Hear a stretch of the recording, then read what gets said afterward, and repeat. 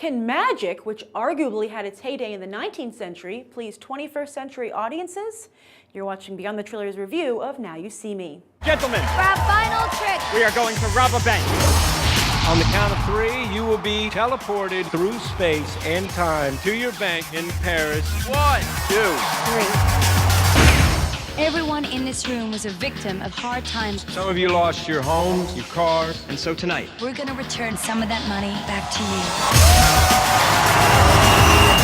thank you everyone. We are the Four Horsemen. And Good night. Harry Houdini once made magic a front-page headline across the globe. But these days, the art of illusion has become a fixture of Las Vegas, with such notable acts as Siegfried and Roy, David Copperfield, and Penn and Teller. Even Hollywood has failed to embrace the medium, with its most notable magic flicks being The Little Scene, The Prestige, and The Illusionist, which, fascinatingly, both came out the same year. This year, Warner Brothers tried to pull a box office sleight of hand with The Incredible Burt Wonderstone, only to end up with just slight box office numbers. That said, magic does have a cult fan base and holds a certain charm with the mainstream, who didn't enjoy Pixar's Presto. So it does make sense that Summit Entertainment would get behind this attempt to portray the medium in a more modern, exciting light. But Now You See Me isn't just a distraction, as the screenwriters have done their homework. This magic caper doesn't showcase one magician, but represents the many different areas in the field. They've got the showman or stage magician, played by Jesse Eisenberg, the mentalist, played by Woody Harrelson, the escape artist, played by Isla Fisher, and the sleight or pickpocket, played by Dave Franco. They've even got the debunker, who's become a staple in the modern field of magic, played by Morgan Freeman, who's joined by his Dark Knight co-star, Michael Caine. Then, because what magic show doesn't have a wonder of the world, Now You See Me also features Mark Ruffalo in his first post-Avengers gig. A good chunk of the film takes place in New Orleans and gets further French flavor from Inglourious Basterds' Melanie Laurent and director Louis Leterrier, who previously directed the first 2 Transporter movies, Clash of the Titans, and, interestingly, The Incredible Hulk. So can Now You See Me pull off the biggest trick of all? Distracting moviegoers from the more traditional big summer blockbusters. So this is a small-scale movie, especially when you compare it to the big summer blockbusters that it's competing with. It feels more like the kind of movie that would come out in the early spring or the fall, but I guess, it kind of is a refreshing change of pace at this time of year. And when I say small scale, it's not only kind of like in the locations and there aren't a lot of special effects, but the magic shows feel kind of small that they put on. Granted, the Vegas show in the beginning of the film is quite spectacular, and I would love to go to a show like that in Vegas for real. It does really make you very more interested in magic, this movie. But then they have I think 2 other magic shows afterwards, and they are on a smaller scale. And I think that because they're in contrast to that first fantastic Vegas show, it highlights how small they feel.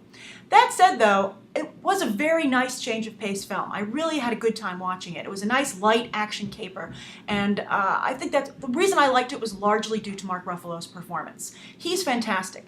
He really is the star of the film. You follow his detective more than these magicians that he's trying to capture. So I think the advertising's a little misleading in that respect. And I thought Mark Ruffalo did a great job. I mean, I don't know if he's still kind of like riding on the love of his work in the Avengers, because I really liked him as Bruce Banner in that film, but he just put a smile on my face when I saw him. And if Marvel isn't going to use him for a Hulk movie right now, I think other studios would be very smart to, grab him, because he comes across really well, and he did a really nice job, not only with his dialogue sequences, but he held his own in the action sequences as well. Particularly a fight with Dave Franco that uses magic in it, and it's worth the price of admission just to see that fight. I mean, I think a lot of people are going to be impressed with that fight and talking about it and trying to dissect it.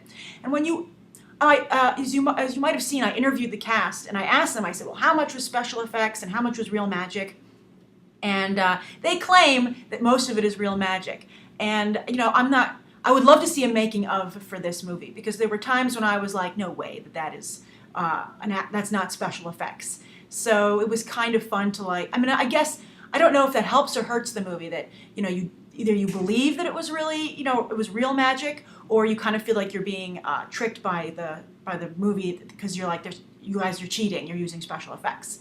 But, also, a little bit of a spoiler.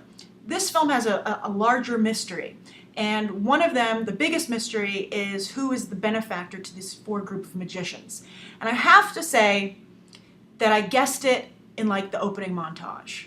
And I was right. So it was kind of waiting for the whole movie for the other the characters to catch up with me. So I'd be interested to know. So if you, in the comments down below, if anyone else picked up on this, if you too could guess who it was, because they try and hide it, but it hit me. They didn't do a quite good enough job. So, but when you do write it down below, please write spoiler first so that people don't have the movie ruined for them, because some people will be surprised, I think. But, so my recommendation is that you go see Now You See Me in theaters. It's a fun movie. It's a different movie. I think, you know, as I talked about in the open, they don't make a lot of magic movies out of Hollywood, and this is a good one. And I really think Mark Ruffalo's performance is worth seeing. And that fight sequence, very good work for him and Dave Franco. So if you've seen Now You See Me, write your thoughts down below. And be sure to check out my interviews with the cast coming up right now.